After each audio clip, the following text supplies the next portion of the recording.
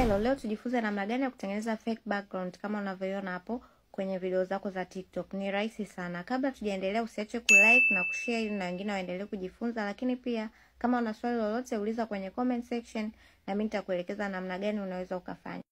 Get ready. Kwanza inabidi urekodi kwanza video ambayo ndo unataka uiweke. Kwa hiyo kama mimi nimeamua kuweka hiyo hapo, nitabonyeza hii sehemu ya kuedit hapo, nitabonyeza next.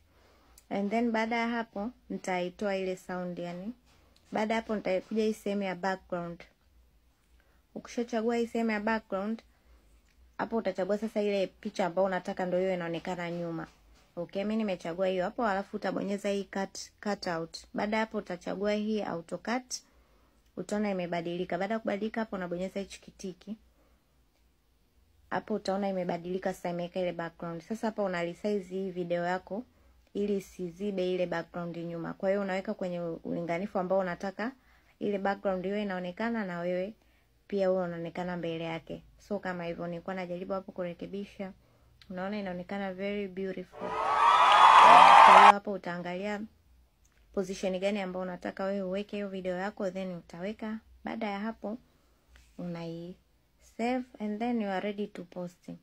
Unaona inaonekana very beautiful.